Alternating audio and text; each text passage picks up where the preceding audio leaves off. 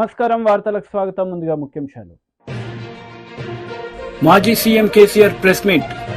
కాంగ్రెస్ ప్రభుత్వంపై తీవ్ర విమర్శలు.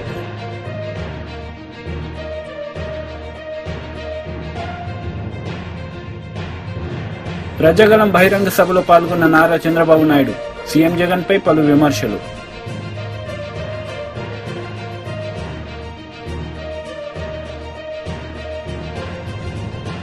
బస్సు యాత్ర ప్రారంభించిన వైఎస్ షర్మిలారెడ్డి ప్రజల వద్దకు వెళ్లి ప్రసంగం.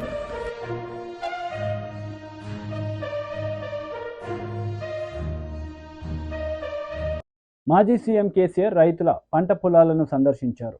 అక్కడి రైతుల సమస్యలను అడిగి తెలుసుకున్నారు. రైతులకు 24 గంటల కరెంటు వస్తుందని రైతులను అడిగి తెలుసుకున్నారు.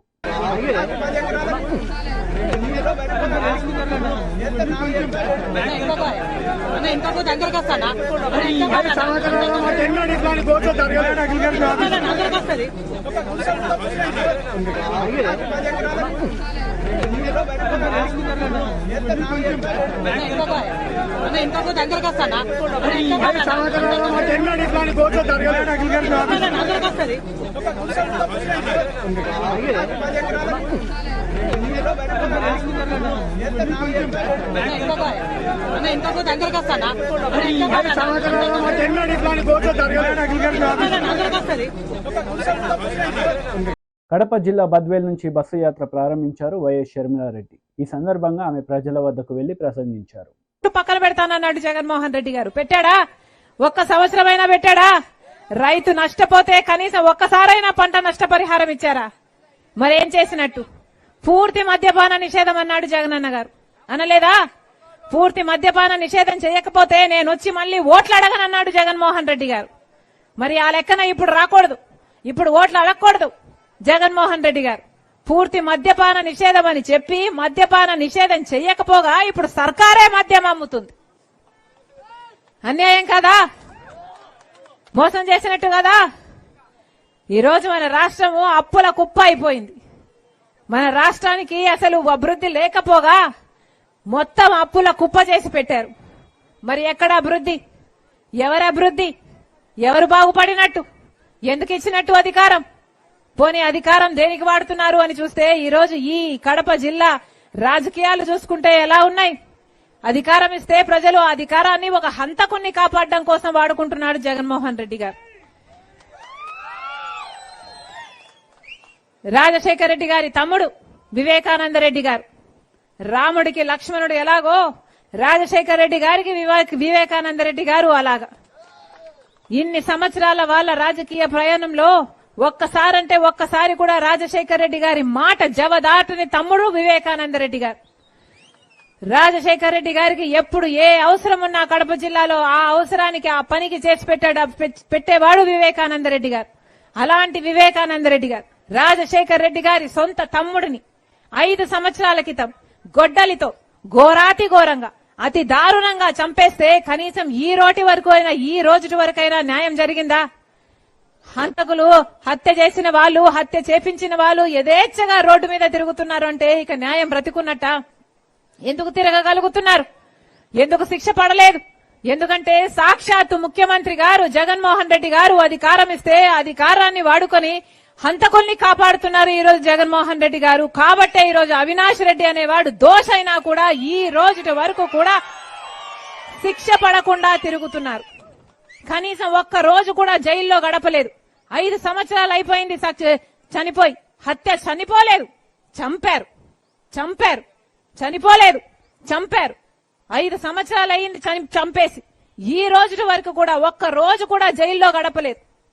కేవలం జగన్మోహన్ రెడ్డి గారి అధికారాన్ని అడ్డు వేశాడు కాబట్టి అధికారంతో బీజేపీతో పొత్తు పెట్టుకున్నాడు. బీజేపీతో అక్రమ పొత్తు పెట్టుకున్నవాడు జగన్మోహన్ రెడ్డి గారు. బీజేపీ పార్టీకి బానిసగా మారిన వాడు జగన్మోహన్ రెడ్డి గారు. ఆ బీజేపీతో ఉన్న ఆ పొత్తు కోసమే ఈరోజు పొత్తు వల్లనే ఈరోజు అవినాష్ అనేవాడు ఇంకా యథేచ్ఛగా బయట తిరుగుతున్నాడు. మరి ఇలాంటి వాళ్ళకు బుద్ధి చెప్పాల్సిన అవసరం లేదా? 5 సంవత్సరాలు అయింది. అసలు శిక్ష పడకపోగా ఇదంతా ఒకెత్తైతే ఈరోజు మళ్ళీ అదే హంతకునికి, అదే హత్య చేసిన వాళ్లకు, వివేక మరణానికి చావుకు కారణమైన వాళ్లకు మళ్ళీ వాళ్ళకే ఎంపీ టికెట్ ఇచ్చారంటే ఇక ఏం చెప్పాలి? ఇది అధికార అహంకారం కాకపోతే మరి ఏమిటి అని అడుగుతున్నాం. ఒకవైపేమో వాళ్ళని కాపాడుకుంటూ వస్తున్నారు, ఇంకోవైపేమో మళ్ళీ వాళ్ళకే అధికారం కట్టబెట్టడానికి మళ్ళీ వాళ్ళకే టికెట్ ఇచ్చారు అంటే ఇక ఎప్పటికీ హంతకులే పరిపాలన చేయాలా? హంతకులే పాలకులుగా ఉండాలా? ఏం చెప్పదలుచుకుంటున్నాడు జగన్మోహన్ రెడ్డి గారు? ఈరోజు రాజశేఖర్ రెడ్డి బిడ్డ కడప సీటుకు పోటీ చేసింది కాంగ్రెస్ పార్టీ తరఫున. ఎందుకంటే ఇలాంటి హంతకులు మళ్లీ గెలవకూడదు కాబట్టి నేను పోటీ చేస్తున్నా. ఇలాంటి హంతకులు మళ్లీ చట్టసభలకు వెళ్లడానికి వీల్లేదు కాబట్టి నేను పోటీ చేస్తున్నా. మీ అందరూ ఆశీర్వదించండి. ఎలాగైతే రాజశేఖర్ రెడ్డి గారు, వివేకానంద రెడ్డి గారు మీకు అందుబాటులో ఉండి మీ అవసరాలు తీర్చారో, మీకు సేవ చేశారో, మీరు ఆశీర్వదించండి. రాజశేఖర్ రెడ్డి బిడ్డగా నేను మాటిస్తున్నా, మీకు అందుబాటులో ఉంటా. మీరు గెలిపించండి, మీ బిడ్డనవుతా, మీ బాధ్యత నా మీద మోసుకుంటా, మీ బలమైతా. మీరు ఆశీర్వదించండి. మరొకసారి చెప్తున్నాం, ఓటు అనేది మీ చేతుల్లో ఉన్న ఆయుధం. ఓటు అనేది మీ చేతుల్లో ఉన్న ఏకైక ఆయుధం. 5 సంవత్సరాలకు ఒక్కసారి మాత్రమే వచ్చే ఆయుధం. మనసు పెట్టి ఆలోచన చేసి ఓటు వేయండి. మళ్లీ అహంకారులకు ఓటు వేస్తే, మళ్లీ ఈ హత్య రాజకీయాలను ప్రోత్సహించే వాళ్లకు ఓటు వేస్తే భవిష్యత్తు మిమ్మల్ని క్షమించదు. మళ్లీ చెప్తున్నాం, న్యాయం తరపున, ధర్మం తరపున మీ అందరూ నిలబడ్డండి. దేవుడు ఆశీర్వాదం మన మీద ఉంటుంది, మీ మీద ఉంటుంది, మన నేల మీద ఉంటుంది, మన కడప గడ్డ మీద ఉంటుంది. మళ్లీ చెప్తున్నాం, ఎవరు డబ్బులు ఇచ్చినా తీసుకోండి. తెలుగుదేశం పార్టీ డబ్బులు ఇచ్చినా. ప్రజాగలం బహిరంగ సభలో నారా చంద్రబాబు నాయుడు పాల్గొన్నారు. ఈ సందర్భంగా ఆయన సీఎం జగన్ పై విమర్శలు చేశారు. లేకపోతే బతికే పరిస్థితుందా తమ్ముళ్ళు అని అడుగుతున్నా. అలాంటి అన్నదాత ఈ రోజు ఇబ్బందుల్లో ఉన్నాడా లేదా అని మిమ్మల్ని అడుగుతున్నాను. గోదావరి అనంగానే గుర్తొచ్చేది దేశానికి అన్నం పెట్టిన అన్నదాత ఈరోజు సంక్షోభంలో ఉన్నాడా లేదా అని మిమ్మల్ని అడుగుతున్నా. నేను ఒకటే మీ అందరూ చెప్తున్నా, రైతుల మీద ఈ ప్రభుత్వానికి ప్రేమ లేదు, రైతుల సమస్యల పట్ల అవగాహన లేదు, రైతు అంటే గౌరవం లేదు. సాగును చంపేశాడు, రైతును ముంచేశాడు. ఇంకో పక్క గోదావరి డెల్టా చరిత్రలో ఎప్పుడైనా ఇలాంటి దమనీయమైన పరిస్థితి ఉందా అని మిమ్మల్ని అడుగుతున్నా. మొన్ననే నేను వచ్చాను, వరదలు వచ్చాయి, కనీసం గోని సంచులు ఇవ్వలేకపోయారు మీకు.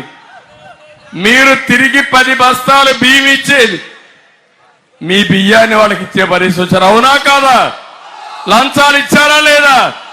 మీ ఊరిలో పండించిన ధాన్యాన్ని ఎక్కడో రాజమండ్రిలో ఉండే రైస్ మిల్ పంపించారా లేదా అని మిమ్మల్ని అడుగుతున్నా. అంటే ఏంటి అరాచకం?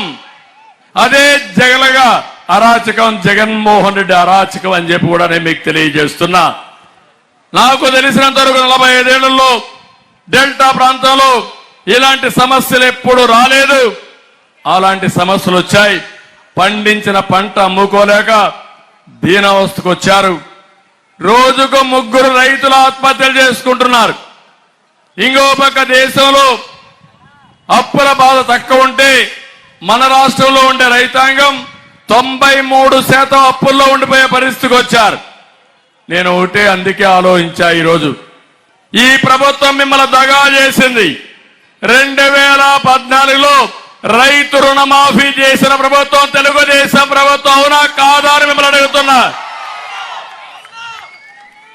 అదే కాకుండా ఆ రోజు రైతు రథం కింద ట్రాక్టర్లు ఇచ్చాం, భూసార పరీక్షలు చేపించాం, పౌష్టిక పోషకాలను ఇప్పించాం, వ్యవసాయాన్ని లాభసాటిగా తయారు చేశాం, కోస్టల్ ఆంధ్రప్రదేశ్ లో అక్వా కల్చర్ అభివృద్ధి చేశాం, రాయలసీమలో పెద్ద ఎత్తున హార్టికల్చర్ అభివృద్ధి చేసి రైతును ముందుకు తీసుకుపోయే పరిస్థితికి వచ్చాం.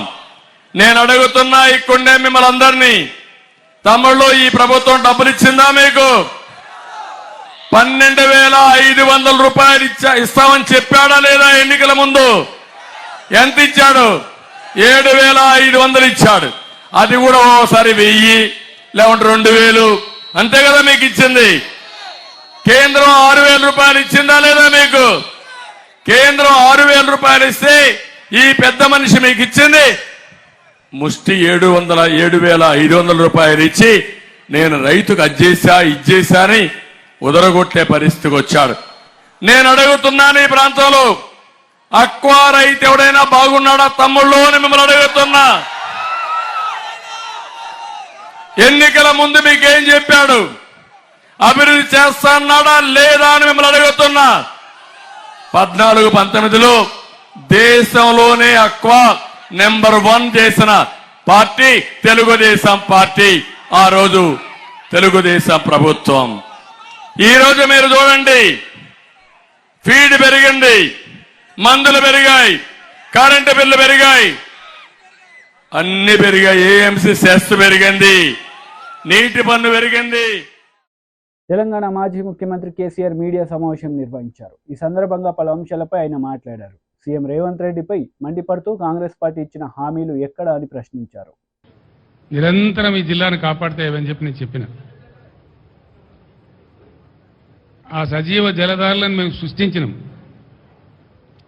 యావత్తు కరీంనగర్ జిల్లా ప్రజలు కళ్ళారా వాటిని చూసిండ్రు, వాటి ఫలితాన్ని కూడా అనుభవించిండ్రు.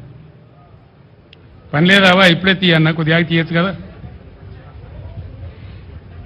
పక్కన పెట్టా బాబు, ఎందుకయ్యా అది ఎవరు తెచ్చినారు? అది పక్క పెట్టే తీసేయి.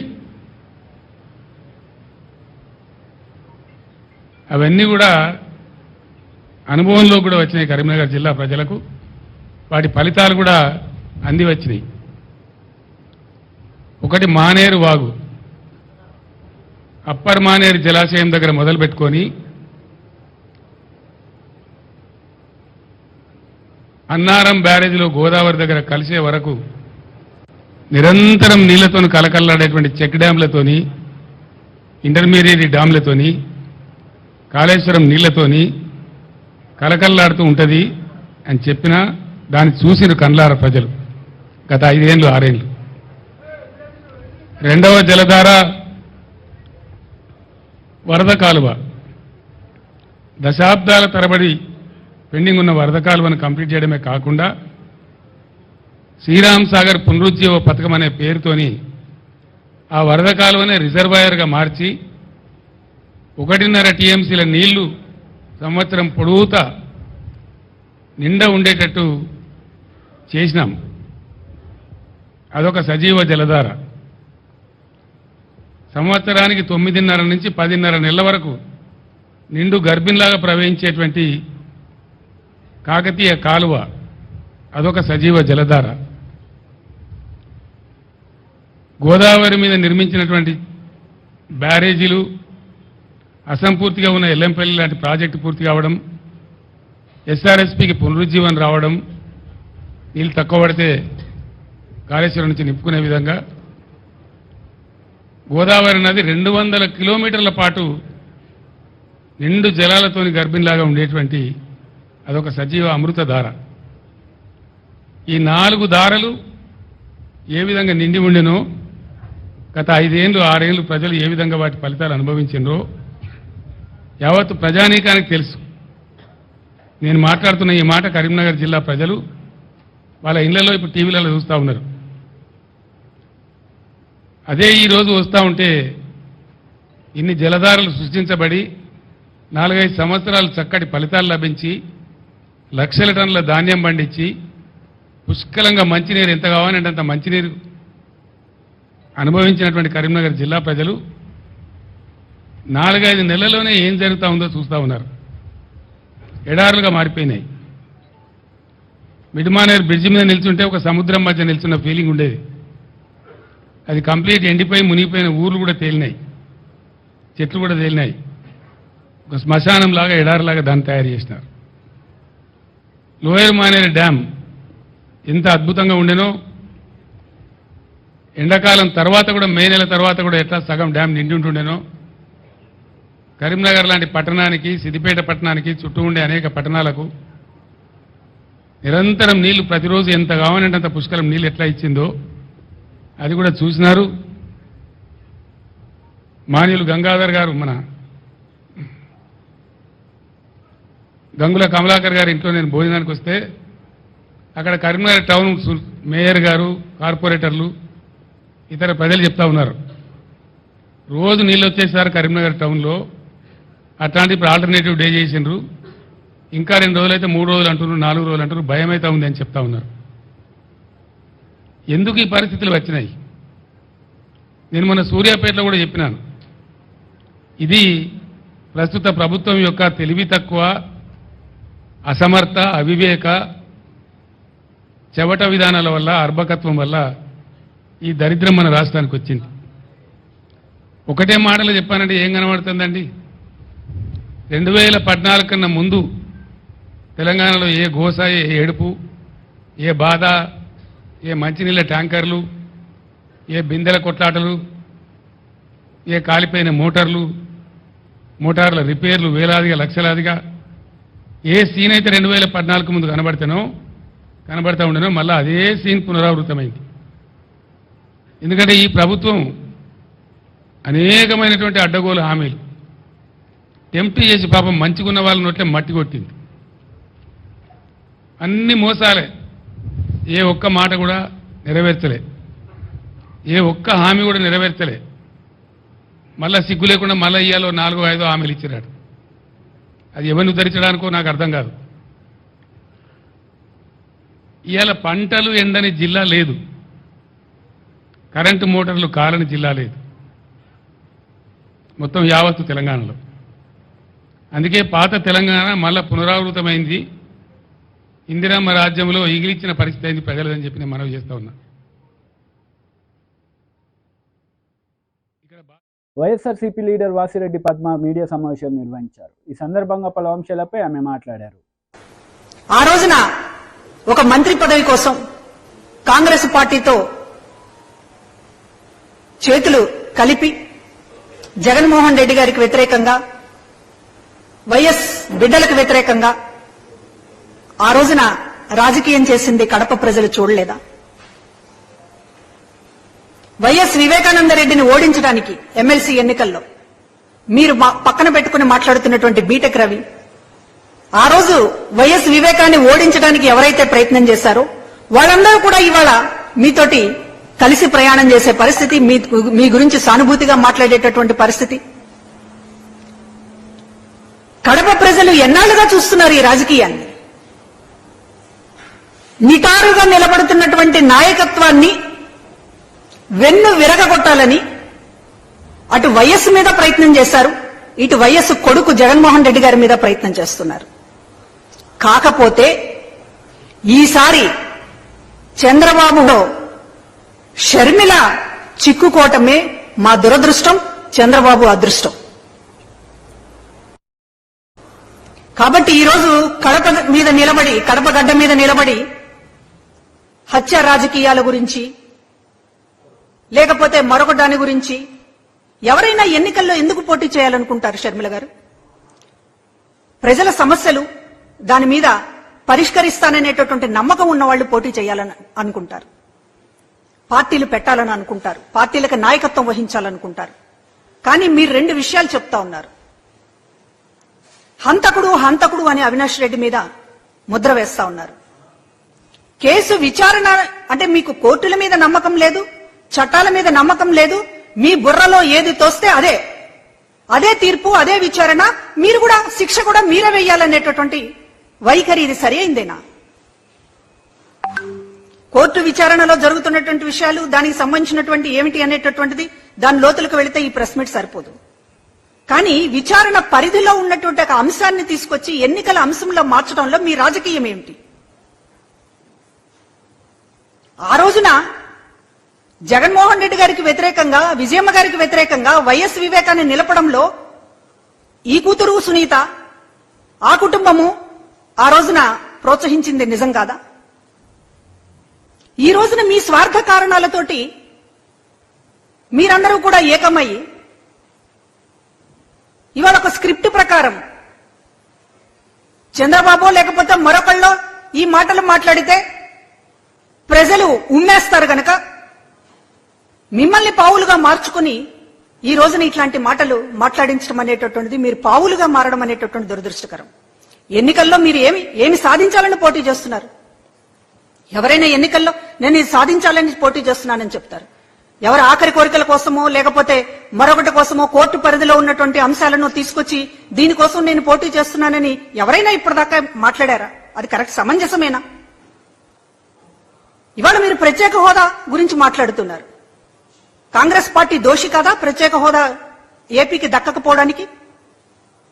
విభజన చట్టంలో ప్రత్యేక హోదా పెట్టకుండా అసలు రాష్ట్రాన్ని విభజించడమే చాలా అన్యాయంగా, అంటే ఒక రాష్ట్రం గాలికి పోతే పోయింది, రాజకీయంగా తనకు ప్రయోజనాలు దక్కితే చాలని ఆ రోజు కాంగ్రెస్ పార్టీ భావించింది నిజం కాదా?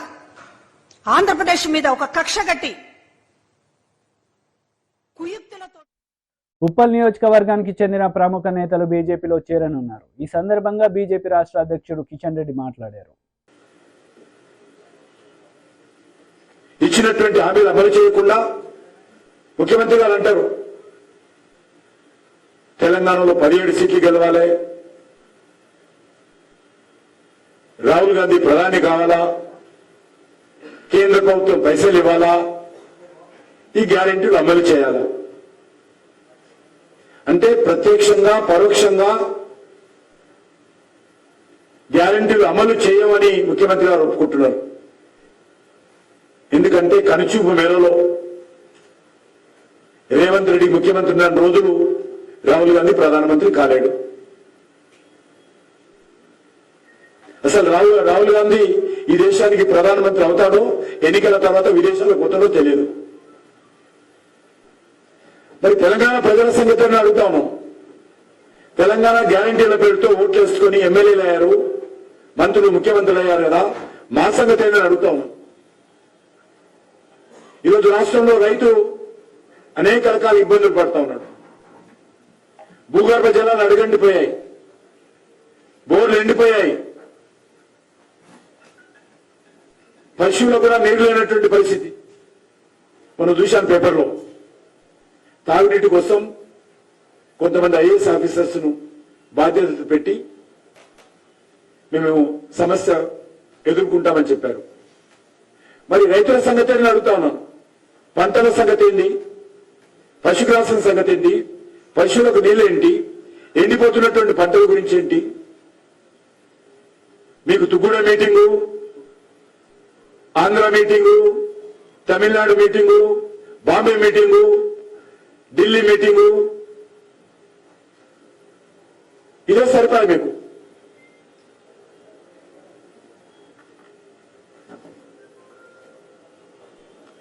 హామీలతో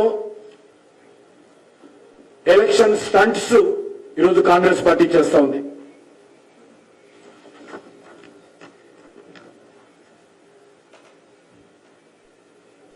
అందుకే భారతీయ జనతా పార్టీ తరఫున ఈరోజు గ్యారంటీల పైన, కాంగ్రెస్ గ్యారంటీల పైన ప్రశ్నిస్తున్న తెలంగాణ రైతు పేరుతో మేము టోకన్ అనేక మండలాలలో ప్రొటెస్ట్ కార్యక్రమాలు చేయడం జరిగింది. దేశంలో ఎక్కడ లేదు కరెంటు కోతలు. తెలంగాణలో కాంగ్రెస్ రాజ్యంలో కరెంటు కోతలు ప్రారంభమైనాయి. బీజేపీ అధికారం ఉన్నటువంటి ఏ రాష్ట్రంలో కూడా ఇంత కోతలు లేవు. అందుకే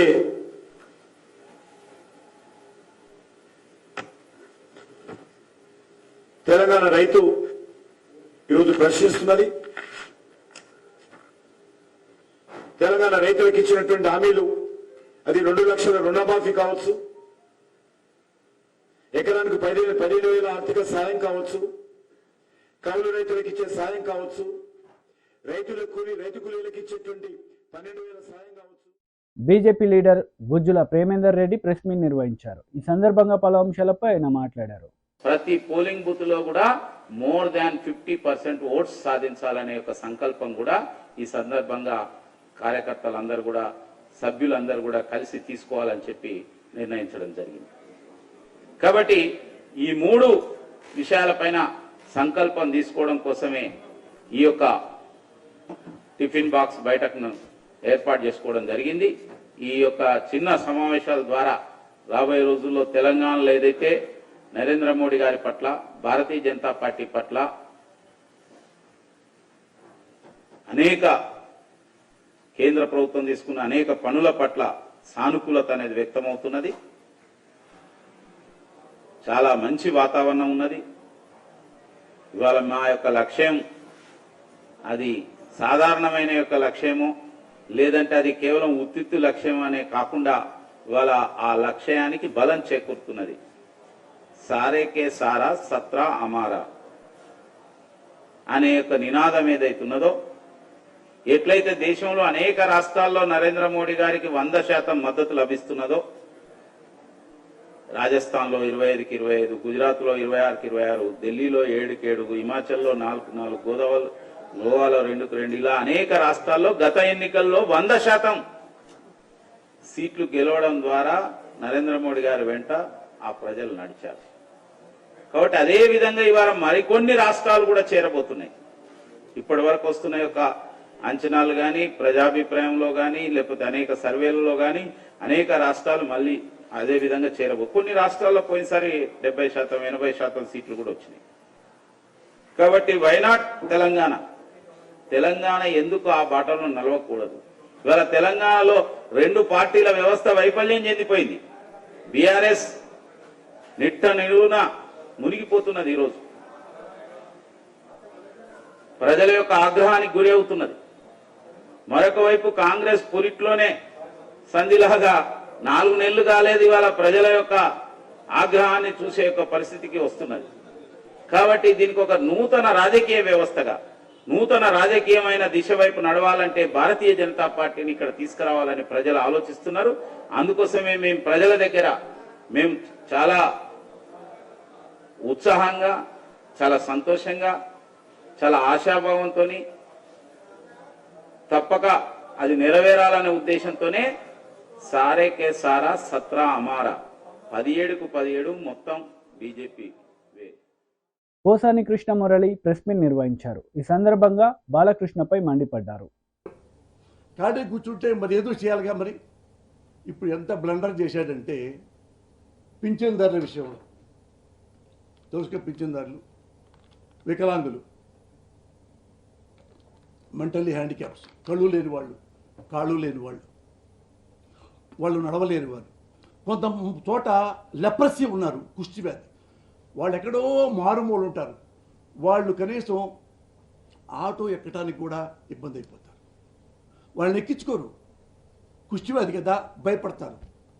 ఇవి దీన్ని బట్టి ఈ జగన్ గారు వాలంటీర్ వ్యవస్థ వాళ్ళ ఇళ్ళకెళ్ళి హాయిగా పొద్దున్న వెళ్ళి అవేవి డబ్బులు ఇచ్చేసేసి వాళ్ళకి ఏమైనా హాస్పిటల్ తీసుకెళ్లాలన్నా, వాళ్ళకి ఏమైనా ముందు ఇవ్వాలన్నా, ఆ లెప్రసీ వాళ్ళ దగ్గరికి వెళ్తే వాళ్ళని కూడా ట్రీట్మెంట్ చేసి 3,000 డబ్బులు ఇచ్చి వచ్చేవాళ్ళు దేవుళ్ళలాగా.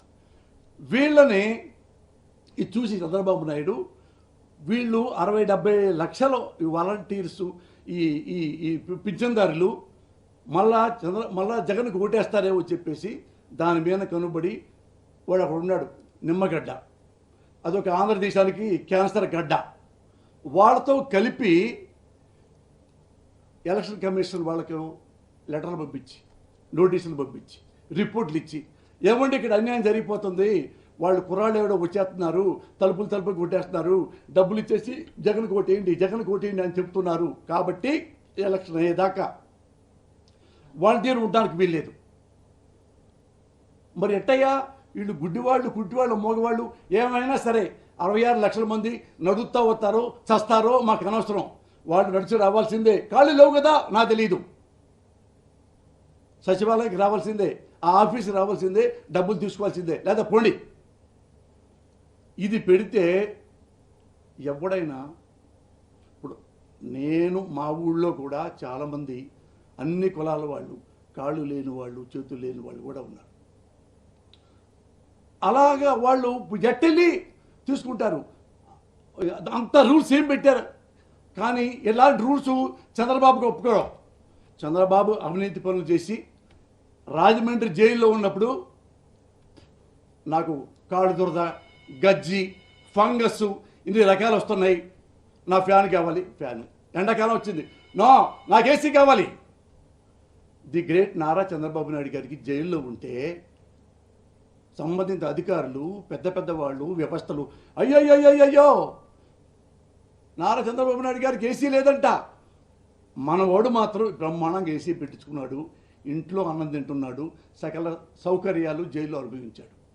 వేరాస్ 66 లక్షల మంది ఈ లబ్ధిదారులు.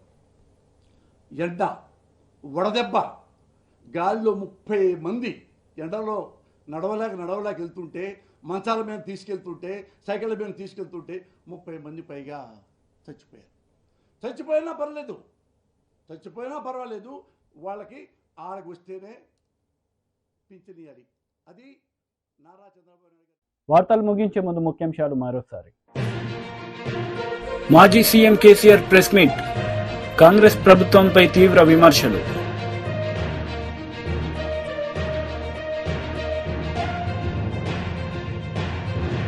ప్రజాగళం బహిరంగ సభలో పాల్గొన్న నారా చంద్రబాబు నాయుడు సీఎం జగన్ పై పలు విమర్శలు.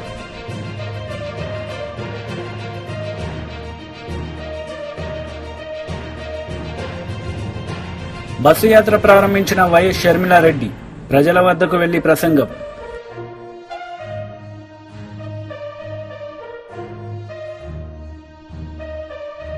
ఈ వార్తలు ఇంతటితో సమాప్తం. తిరిగి ప్రసారమయ్యే వార్తలు మళ్ళీ కలుద్దాం. అంతవరకు సెలవు. నమస్తే.